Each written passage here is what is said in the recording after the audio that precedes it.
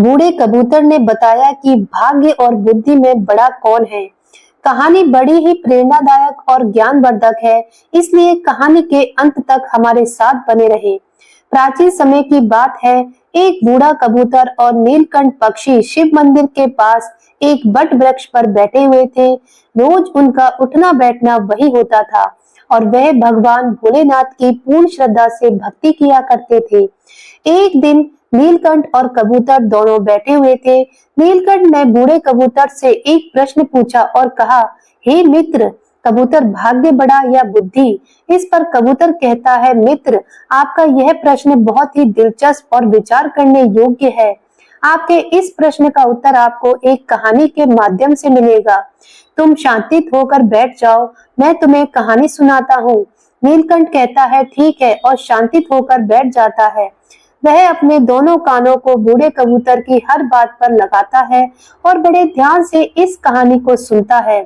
बूढ़ा कबूतर कहानी शुरू करता है और कहता है, मित्र, प्राचीन समय की बात है। एक बार ब्रह्मा जी का दरबार लगा हुआ था। सभी देवतागण दरबार में बैठे हुए थे। भाग्य और बुद्धि भी वही थे। ब्रह्मा जी के दरबार में बैठे बैठे बात करते करते भाग्य और बुद्धि की नोकझोंक शुरू हो गई। जब ये बहस काफी बढ़ गई तो भाग्य कहता है, जो काम मैं करता हूँ वह ये बुद्धि नहीं कर सकती। बुद्धि बोली, मूर्ख मत बनो। जब मैं किसी का साथ छोड़ देती हूँ तो वह आदमी पागल हो जाता है, मृत्यु को प्राप्त हो जाता है। तुम कितनी भी उसका साथ दे दो लेकिन वह मेरे बिना कुछ नहीं कर सकता। भाग्य बोला, अरे मूर्ख बुद्धि, तुम मुझे नहीं जानती कि जिसका साथ मैं छोड़ देता हूँ फिर तुम चाहे कितना भी उसके साथ रहो उसका भला कैसे हो सकता है। जब मैं यानी उसका भाग्य उसके साथ नहीं रहूंगा तो क्या वह कभी भाग्यवान या धनवान हो पाएगा? नहीं, ऐसा कदापि नहीं हो सकता। भगवान ब्रह्मा के दरबार में दोनों में ऐसे ही वाद विवाद बढ़ता गया। दोनों एक दूसरे से झगड़ने लगे। बुद्धि कहने लगी, मैं बड़ी हूँ और मैं ही श्रेष्ठ हूँ। भाग्य कहने लगा, नहीं, तुम मुझसे बड़ी कैसे हो सकती हो, मैं बड़ा हूँ और बहुत श्रेष्ठ हूँ। तभी ब्रह्मदेव ने दोनों को बहस करते हुए देखा और मन ही मन सोचा, भाग्य और बुद्धि दोनों महान देवता हैं। यह दोनों उस दुनिया के शक्तिशाली और प्रभावशाली देव हैं और यह आपस में इस तरह झगड़ रहे हैं जो ठीक नहीं है। इनका फैसला तो मुझे ही करना होगा।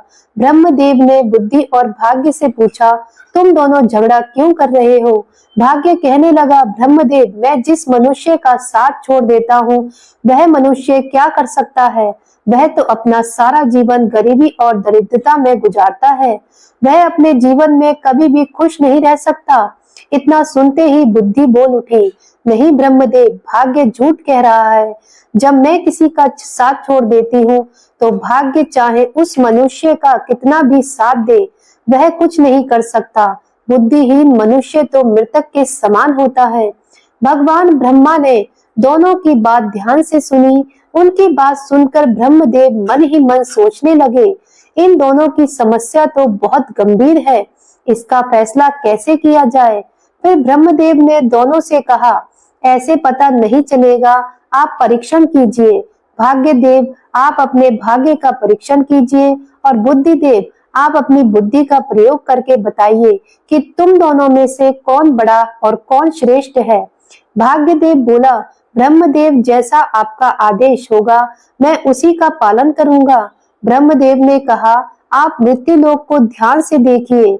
ब्रह्मदेव ने भाग्यदेव और बुद्धि को मृत्युलोक दिखाया और कहा, देखो, इस जंगल में एक गरीब बुढ़िया और उसका इकलौता 20 वर्ष का बेटा झोपड़ी डालकर रहते हैं। वह बहुत ही गरीब हैं। उन्हें खाने के लिए अनाज का एक दाना भी नसीब नहीं हो रहा है। अब तुम दोनों इस पर अपने भाग्य और बुद्धि की शक्ति आजमाओ। तुम दोनों में से जो भी इस गरीब बुढ़िया के बेटे को धनवान बना देगा या सम्राट बना देगा वही तुम दोनों में से बड़ा और श्रेष्ठ माना जाएगा। ब्रह्मदेव की बात सुनकर भाग्यदेव कहने लगा, परमपिता, यह तो छोटी सी बात है। भाग्य की बात सुनकर बुद्धि बोली, यह छोटी सी बात कैसे हो सकती है? जब तक मैं उसका साथ नहीं दूंगी तुम इसे कभी राजा नहीं बना सकते, सम्राट नहीं बना सकते। भाग्य ने कहा, बुद्धि तुम नहीं जानती, अगर मैं उसका साथ दूंगा तो इसे राजा ही नहीं बल्कि एक महान सम्राट बनाऊंगा। बुद्धि बोली, ठीक है, हम दोनों इसी पर अपनी शक्ति का उपयोग करते हैं, इससे हमारी समस्या का फैसला हो जाएगा, जो जीतेगा वही श्रेष्ठ माना जाएगा। इसके बाद भाग्य ब्रह्मदेव से कहने लगा, ब्रह्मदेव, पहले मुझे अपनी श्रेष्ठता सिद्ध करने की अनुमति दीजिए, मुझे यहाँ से जाने और इस लड़के को सम्राट बनाने की आज्ञा दीजिए। ब्रह्मा जी कहते हैं, ठीक है। ब्रह्मदेव के कहते ही बुद्धि ने ब्रह्मदेव से कहा, ब्रह्मदेव, मैं इस लड़के का साथ छोड़कर आ रही हूँ। उसकी बात सुनकर भाग्य ने कहा, ठीक है, तुम अभी उसका साथ छोड़ दो और ब्रह्मलोक में आ जाओ। बुद्धि भाग्य से कहने लगी, भाग्य, ध्यान रखना, कहीं ऐसा ना हो कि तुम इसे सम्राट बनाने के चक्कर में मार ही दो, यह व्यक्ति मरना नहीं चाहिए। भाग्य कहने लगा, बुद्धि, तुम यह सब कुछ दूर से देखती रहो, आज तुम्हारी हार निश्चित है, क्योंकि मैं ही तुमसे ज्यादा शक्तिशाली और बलवान हूँ। बुद्धि बोली, ठीक है, मैं अभी इसी वक्त इस लड़के का साथ छोड़ रही हूँ। ऐसा कहकर बुद्धि ने उसका साथ छोड़ दिया। बुद्धि के साथ छोड़ते ही वह लड़का अपनी शुद्ध बुद्धि खो बैठा, एक निर्गुण बनकर रह गया, पागल और मूर्ख बन गया। अब भाग्य अपना काम करना शुरू करता है। वह देखता है कि उस व्यक्ति के पास कुछ नहीं है, एक घास फूस की बनी हुई झोपड़ी है और केवल 3 बकरियां बंधी हुई है। लड़का उन बकरियों के खाने के लिए पेड़ पौधे की पत्तियां काट कर लाता है और उन्हें चराता है। वह पूरा दिन इसी में गुजारा देता है। उसकी स्थिति देखकर भाग्य सोचता है, ना इसके पास पहनने के लिए अच्छे वस्त्र हैं, ना ही पैरों में पहनने के लिए जूते। अब मैं इसका साथ दे रहा हूँ और इसे राजा बनाकर रहूंगा। भाग्य ने पासा पलटा। जिस रास्ते से वह चरवाहा निकल रहा था, उसी रास्ते में भाग्य ने एक सुंदर सोने के जूतों की जोड़ी रख दी। लड़के का ध्यान उन जूतों पर गया, पर वह उन्हें पहचान नहीं पाया कि यह सोने के जूते हैं। उसे तो बस पैरों में पहनने के लिए जूते चाहिए थे, इसलिए उसने वह सोने के जूते पहन लिए और सोचने लगा, चलो जूते तो मिल गए, इससे मेरा बहुत समय का काम चल जाएगा। अब जंगल से चारा लाते और बकरियों को चराते समय मेरे पैरों में कांटे नहीं लगेंगे। उन जूतों को पहनकर वह अपने घर आ जाता है। प्रतिदिन उसकी यही दिनचर्या चलती रहती। वह जंगल में बकरियों को चराने जाता और जंगल से पेड़ पौधों की पत्तियां काट कर लाता और बकरियों को चराता रहता था। उसकी माता की बुद्धि भी समाप्त हो गई थी, क्योंकि बुद्धि उसे भी छोड़कर चली गई थी। भाग्य ने तो उस चरवाहा का खूब साथ दिया, लेकिन उसके जीवन में कोई बदलाव नहीं आया। भाग्य सोचने लगा कि मैंने तो इसे सम्राट बनाने का संकल्प लिया है, परंतु यह तो मुझे मूर्ख या पागल दिखाई देता है। इसका व्यवहार तो पागलों और मूर्खों की तरह हो गया है। यह सब देख रही बुद्धि ने भाग्य से कहा, क्या तुम नहीं जानते कि मैंने उसका साथ छोड़ दिया है? जब मैं किसी व्यक्ति का साथ छोड़ देती हूँ तो वह ऐसे ही व्यवहार करता है। भाग्य बुद्धि से कहने लगा, मैं भी देखता हूँ कि तुम क्या कर सकती हो, अब तुम देखोगी कि मैं क्या कर सकता हूँ। उस देश के नजदीक ही एक देश का राजा चंद्रसेन था। उसका एक सौदागर था। वह अलग अलग देशों और स्थानों पर जाकर व्यापार करता था। उस सौदागर के पास व्यापार करने के लिए कुछ ऊंट थे। वह ऊंटों पर पीतल लाद कर ले जाता था और दूसरे देश में जाकर व्यापार किया करता था। एक दिन वह सौदागर उसी जंगल से गुजर रहा था जहां पर वह चरवाहा रहता था और अपनी बकरियां चराता था। वह सौदागर ऊंट लेकर जा रहा था। तभी रास्ते में जाते हुए उसकी नजर उस चरवाहा के पैरों पर पड़ी। सौदागर ने देखा कि इस चरवाहा के पैरों में तो सोने के जूते हैं और यह इसकी कोई कदर नहीं कर रहा। इसे देखकर लगता है कि यह सोने के जूते के बारे में तो शायद जानता भी नहीं है। सौदागर अपने ऊंट से नीचे उतरकर उस चरवाहे से पूछने लगा, भाई, तुम यह जूते कहाँ से लाए हो? उस चरवाहा ने उस सौदागर को बताया, यह जूते मुझे इस जंगल में रास्ते पर पड़े मिले हुए थे।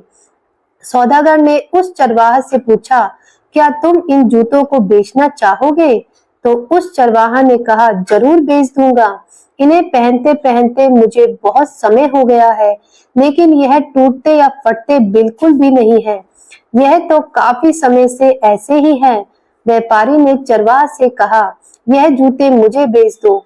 इन जूतों के बदले में जो चाहो मुझसे वह ले लो। उस चरवाहा ने व्यापारी से कहा, मुझे इन जूतों के बदले में ज्यादा कुछ नहीं चाहिए, सिर्फ एक मन अनाज चाहिए, जिससे मुझे और मेरी माता को 2 समय का भोजन प्राप्त हो जाए। हम तो भूखे मरते हैं। उसने सौदागर को वह सोने के जूते एक मन अनाज के बदले ही दे दिए। सोने के जूते पाकर वह सौदागर बहुत खुश हो गया। वह सौदागर उस चरवाहा को एक मन अनाज देकर चला जाता है। तब बुद्धि भाग्य से कहने लगी, भाग्य देखते नहीं कि तुम्हारे जूते तो एक मन अनाज के बदले बिक गए। तुम समझ रहे हो ना, तुम्हारे सोने के जूते एक मन आटे में जा रहे हैं। भाग्य ने बुद्धि की बात सुनकर कहा, बुद्धि तुम चिंता मत करो, मैं जिसका साथ देता हूँ उसे कोई भी राजा बनने से नहीं रोक सकता। मैं इसे एक महान सम्राट बनाकर ही रहूंगा। बुद्धि कहने लगी, भाग्य तुम मेरे बिना कुछ नहीं कर सकते। देखना, तुम इसे अवश्य मार दोगे। यह बेचारा कहीं राजा बनते बनते मर ना जाए। भाग्य ने कहा, बुद्धि तुम कैसी बातें कर रही हो, देखना अब मैं क्या करता हूँ। और इतना कहकर भाग्य फिर से उस व्यक्ति के पास आता है। भाग्य ने दूसरे सोने के जूतों की जोड़ी, जो सोने चांदी और जड़ाऊ हीरो से जड़ी हुई थी, उसी रास्ते पर रख दी जिस मार्ग से चरवाहा बकरियों के लिए पत्ते लेने जंगल से जा रहा था। उस चरवाहा को फिर से सोने के जूते मिले तो वह तो बड़ा प्रसन्न हो गया। उधर सौदागर पहले वाले सोने के जूते पाकर बहुत खुश था। चलते चलते वह सोचने लगा, क्यों ना मैं इन्हें अपने राजा को भेंट करूं, ताकि महाराज प्रसन्न होकर मुझे कुछ इनाम दे। यह सोचकर वह सौदागर सोने के जूतों को लेकर महाराज चंद्रसेन के महल में गया। राज दरबार में जाकर उसने वह सोने के जूते राजा को दे दिए और कहने लगा, महाराज ये स्वर्ण जूते मैं खास तौर पर आपके लिए लेकर आया हूँ। यह जूते अद्भुत है। ऐसे जूते तो हमारे महाराज के पास होने चाहिए थे। महाराज चंद्रसेन जूतों को देखकर बहुत प्रसन्न हुए। सोने के सुंदर जूते देखकर उन्हें ऐसा लग रहा था कि जैसे यह जूते देवलोक से आए हो और देवताओं ने इन्हें बनाया हो, मानो स्वयं विश्वकर्मा ने इन्हें बनाया हो। इतने सुंदर जूते देखकर वह खुश हो गए और अपने मंत्री से कहने लगे, सौदागर को 15 सहस्त्र स्वर्ण मुद्राएं इनाम में दे दी जाएं। राजा चंद्रसेन ने उस सौदागर को 15,000 स्वर्ण मुद्राएं इनाम में दिलवा दी। इतनी ज्यादा स्वर्ण मुद्राएं पाकर सौदागर बहुत खुश हो गया और अपने व्यापार को बढ़ाने की सोचने लगा। उसके बाद वह दोबारा अपने ऊंटों पर पीतल लादकर दूसरे देश में व्यापार के लिए चल पड़ा।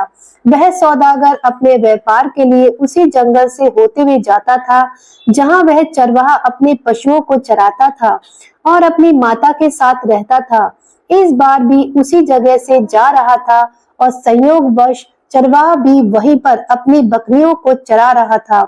जंगल में अपने सामने उस चरवाहा को दोबारा देखकर वह सौदागर खुश हो गया। उसने फिर से उस चरवाहे के पैरों की ओर देखा।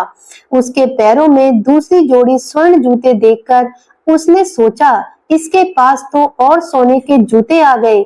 न जाने ये कहां से ऐसे जूते लेकर आता है। सौदागर ऊंट से उतरा और उतरकर उस चरवाहा के पास आया और चरवाहा से बोला, भाई क्या तुम फिर से इन जूतों को भी बेचना चाहोगे? चरवाहे की तो जैसे मनचाही मुराद पूरी हो गई। वह बोला, हाँ हाँ जरूर बेच दूंगा, लेकिन इस बार आपको इसके बदले में मुझे 1 बोरी चने की देनी होगी।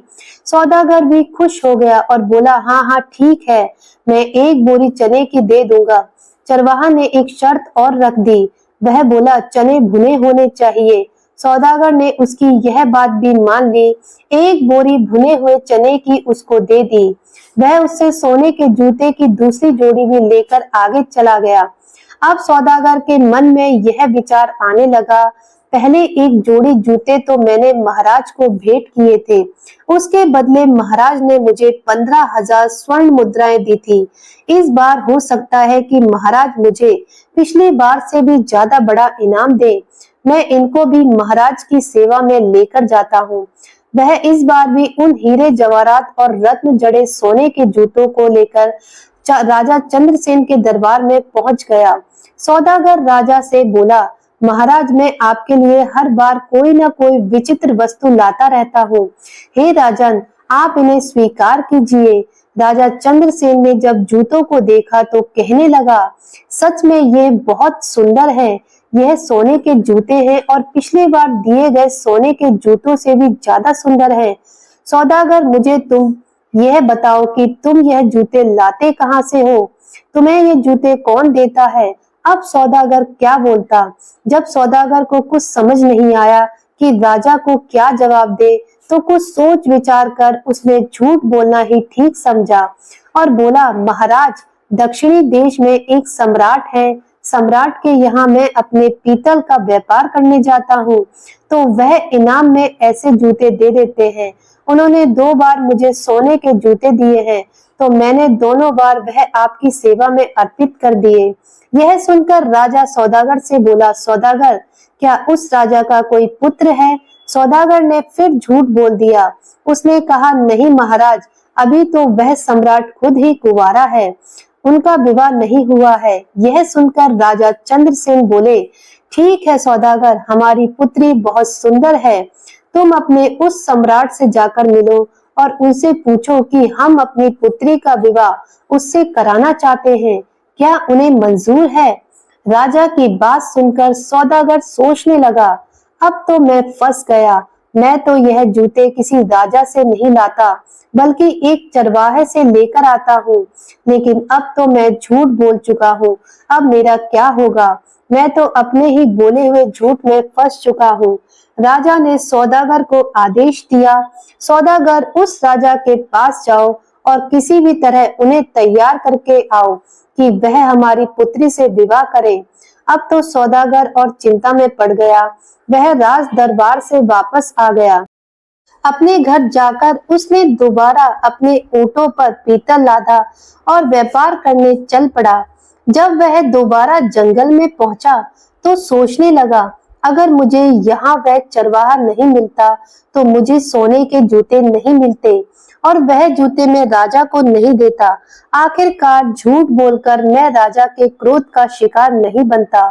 इस चरवाहा ने मुझे भी राजा के क्रोध का शिकार बना दिया।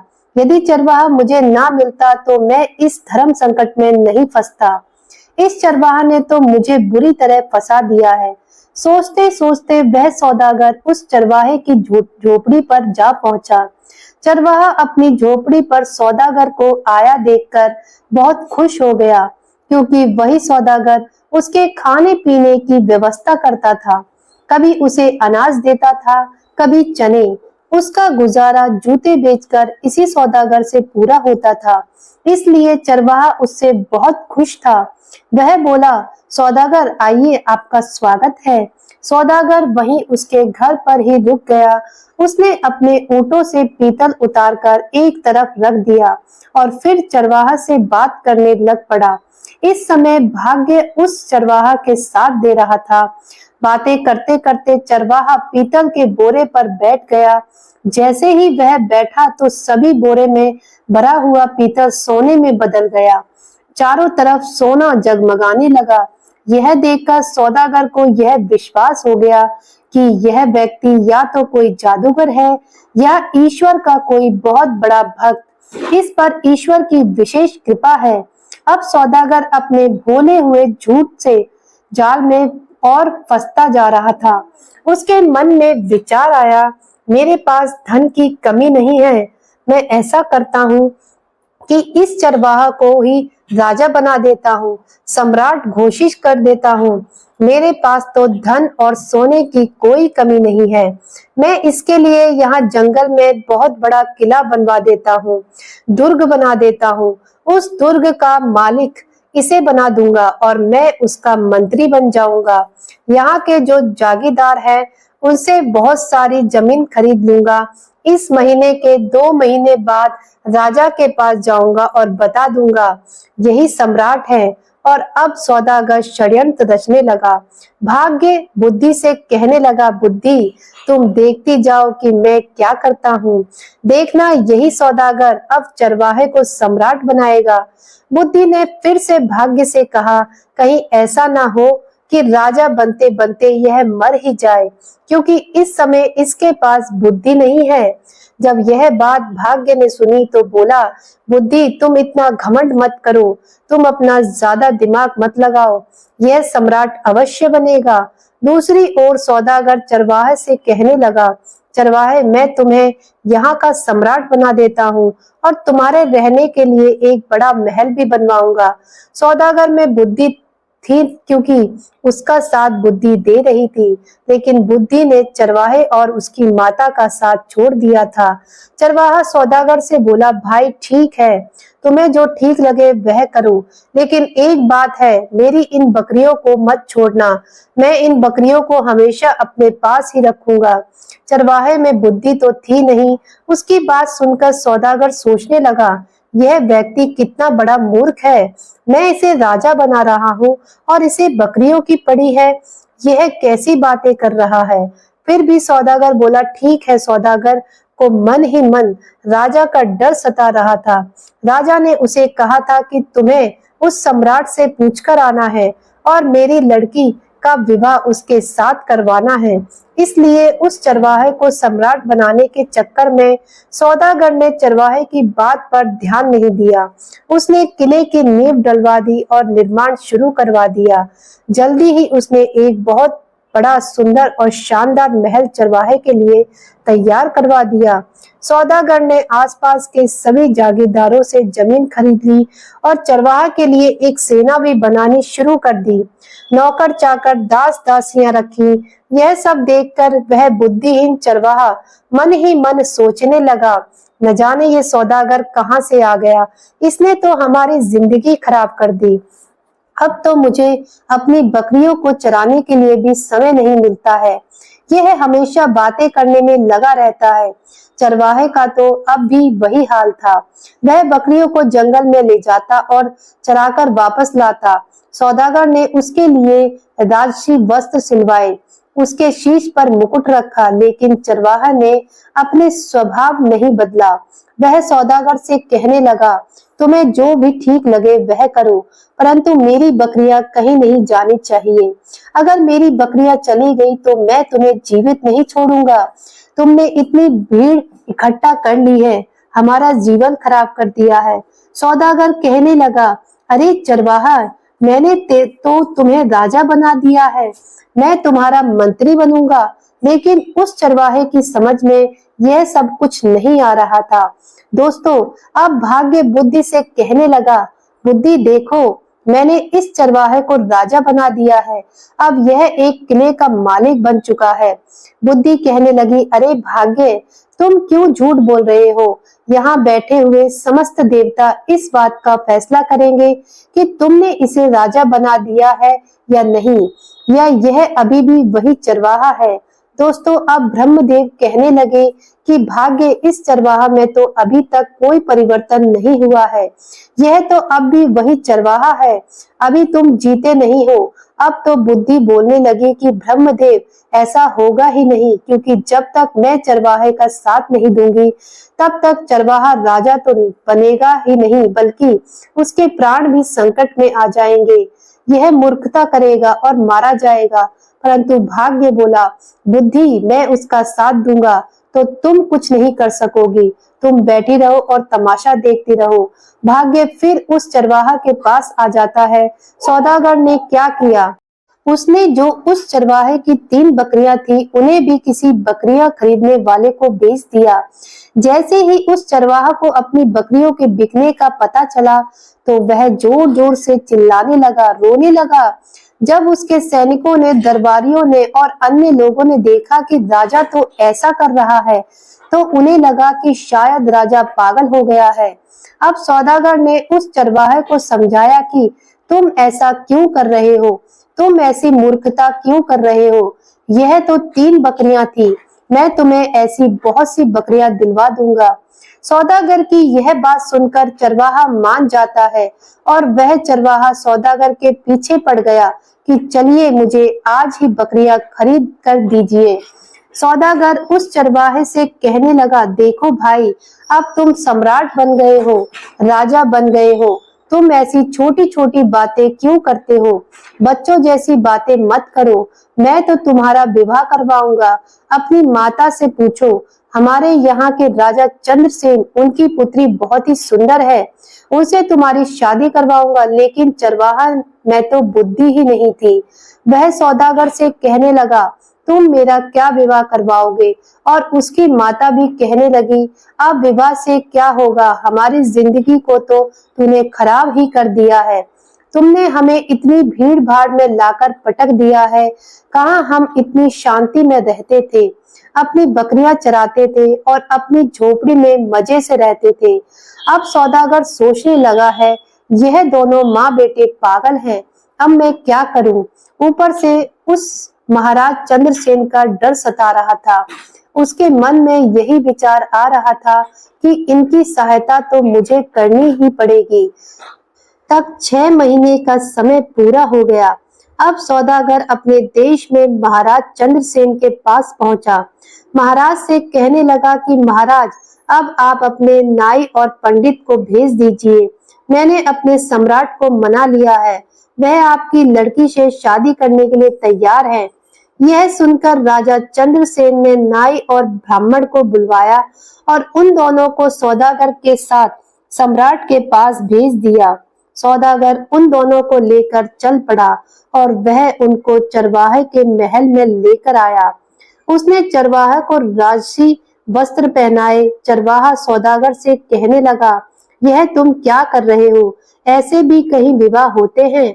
सौदागर बोला, अब तुम चुप रहना, अब बिल्कुल भी मत बोलना, नहीं तो महाराज चंद्रसेन तुम्हें और मुझे दोनों को फांसी की सजा दे देंगे। इस बात का ध्यान रखना कि अब तुम्हें बोलना नहीं है।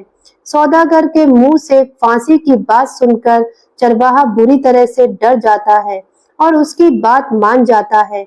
राजा के नाई और ब्राह्मण उसकी सगाई कर देते हैं और शुभ मुहूर्त देखकर विवाह का दिन तय करके उसे बोल देते हैं कि आपको इस दिन बारात लेकर महल में आना है।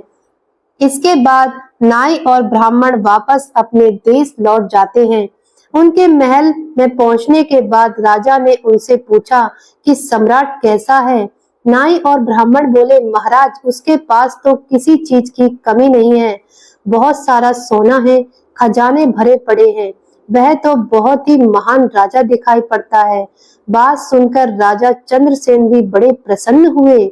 अब तो राजा चंद्रसेन ने भी शादी की तैयारी शुरू कर दी। धीरे धीरे समय बीतता गया और विवाह का शुभ दिन नजदीक आ पहुंचा। विवाह के दिन सौदागर ने चरवाहे को खूब सजाया, दूल्हा बनाया और एक सुंदर रथ में बिठाकर उसकी बारात लेकर चल पड़ा। इधर सौदागर चरवाहे को शादी के लिए लेकर जा रहा था, उधर भाग्य बुद्धि से कहने लगा, देखो बुद्धि, अब मैं चरवाहे का विवाह भी राजा की पुत्री से करवा रहा हूँ। बुद्धि मुस्कुराकर बोली, भाग्य, बस देखते जाओ, तुमने अभी इसकी मृत्यु का षड्यंत्र रच दिया है। तुम्हें भी पछतावा होगा कि तुमने यह क्या कर दिया है।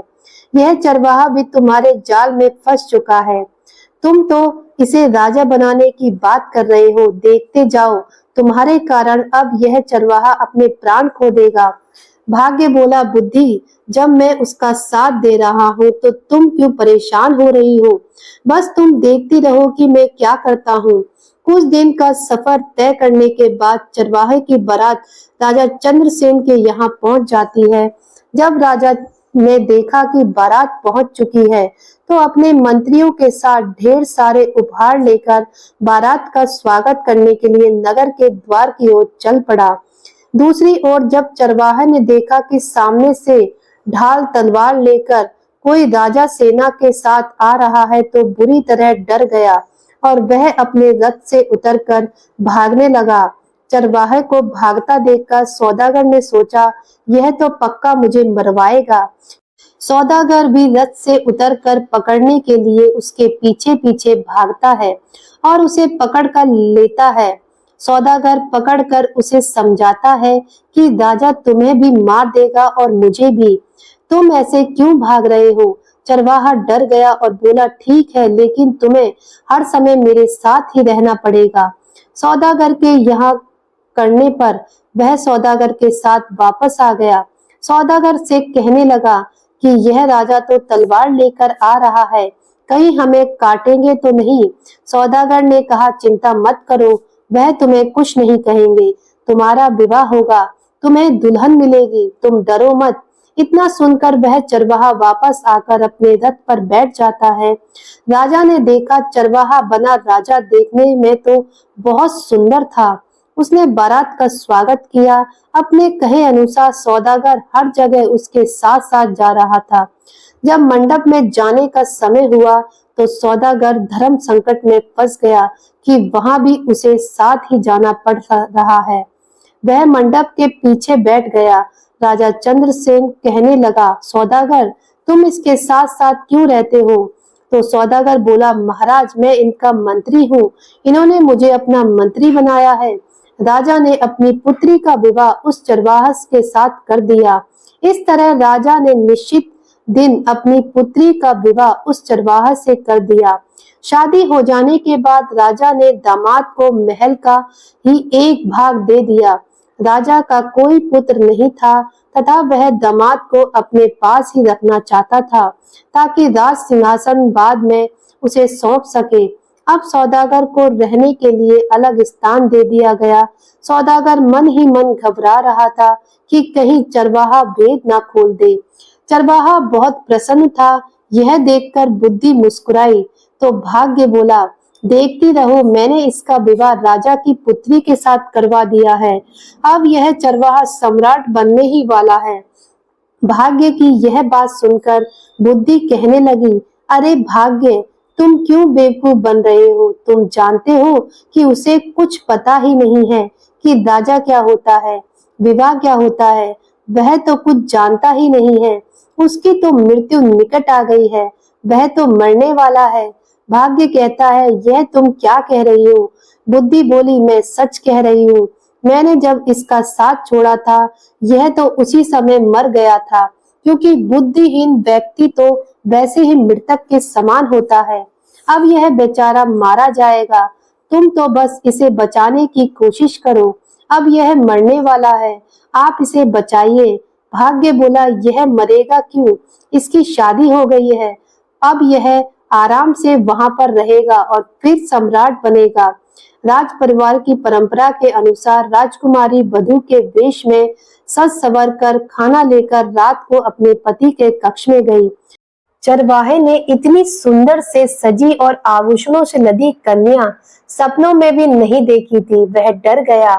उस बुद्धिहीन चरवाहे को बचपन में अपनी दादी की सुनाई हुई कहानी याद आ गई, जिसमें एक राक्षसी सुंदरी का भेष बनाकर गहनों से सजी धजी एक पुरुष को खा जाती है। उसके मन में विचार आया, यह कोई राक्षसी तो नहीं है जो उसे खाने के लिए आई है। उसने बचपन में सुन रखा था कि राक्षसी सुंदर रूप धारण करके आदमियों का खून पी लेती है और उन्हें मार डालती है। उसने सोचा, राक्षसी के हाथ पड़ने से तो अच्छा है कि मैं यहाँ से भाग जाऊं। यही सोचकर वह उठा और राजकुमारी को धक्का देकर गिराता हुआ चिल्लाता हुआ कमरे से निकल भागा। भागता भागता वह सीधे नदी के किनारे पहुंचा और पानी में कूद गया। जब उसे पानी में भी अपनी मृत्यु दिखाई दी तो वह पानी से निकला और नदी के एक किनारे पर बैठ गया। राजकुमारी के अपमान की बात सुनकर राजा आग बबूला हो गया। राजा ने अपने सैनिकों को जल्दी से चरवाहे को ढूंढ लाने के लिए भेजा। राजा के सैनिकों ने उसे एक नदी के किनारे पर बैठा देख लिया। वह उसे पकड़कर राजा के पास ले आए। उसे देखकर राजा को क्रोध आ गया।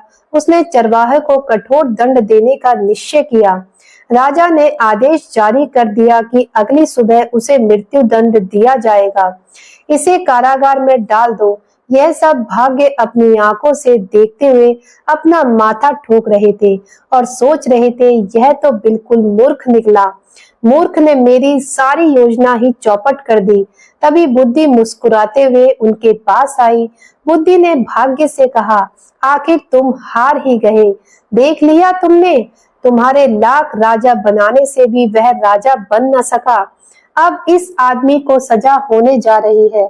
बुद्धि ने भाग्य से कहा, देखा भाग्य, बुद्धि के बिना वह मारा जाने वाला है। बोलो क्या कहते हो? निराश होकर भाग्य बोला, अगर तुम इस आदमी को बचा लो तो मैं हार मान लूंगा। बुद्धि ने हंसकर कहा, तो ठीक है, अब मेरा कमाल देखो। देखो मैं इसे कैसे बचाती हूँ। इतना कहकर बुद्धि ने चरवाहे में प्रवेश किया। जैसे ही बुद्धि ने चरवाहा में प्रवेश किया, चरवाहा अपने बचाव की नई नई तरकीबें सोचने लगा। दूसरे दिन जब चरवाहे को मृत्यु दंड के लिए राजा के सामने पेश किया गया, तो चरवाहा बोला, महाराज, आप मेरे ससुर हैं। क्या मैं आपसे पूछ सकता हूँ कि आप किस अपराध में मुझे मृत्यु दंड देने चले हैं?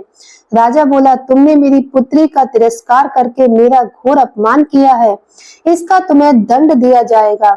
तब चरवाहा बोला, राजन, मेरे कुल में मान्यता है कि विवाह के पश्चात पहली रात को यदि वर वधू की जानकारी में कोई व्यक्ति नदी में डूब मरे तो वधू विधवा हो जाती है या संतानहीन रह जाती है।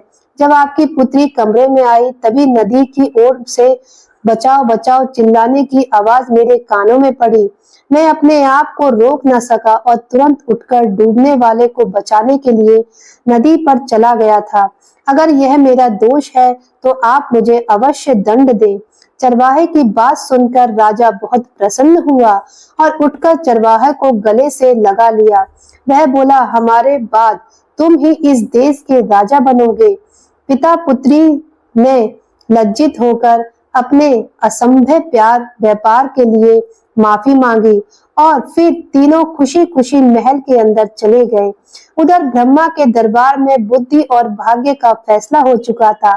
समस्त देवता बुद्धि की जय जयकार करने में लग गए थे। वह कहने लगे, भाग्य तुम कुछ नहीं कर सकते। जिसका साथ बुद्धि नहीं देगी वह कुछ नहीं कर सकता। बुद्धि ने मुस्कुराकर भाग्य की ओर देखा। भाग्य ने हंसकर कहा, मैं अपनी हार मानता हूँ। तुम वास्तव में मुझसे बड़ी हो। साथियों, इस तरह नीलकंठ को भी अपने प्रश्न का उत्तर मिल चुका था और उसके बाद बूढ़ा कबूतर और नीलकंठ भोजन की तलाश में जंगल की ओर निकल गए। दोस्तों, उम्मीद है आपको कहानी अच्छी लगी होगी। कहानी पसंद आई हो तो वीडियो को लाइक करके चैनल को सब्सक्राइब कर लेना, साथ में बेल आइकन भी दबा देना। अब मिलते हैं ऐसी ही कुछ अनोखी वीडियो के साथ।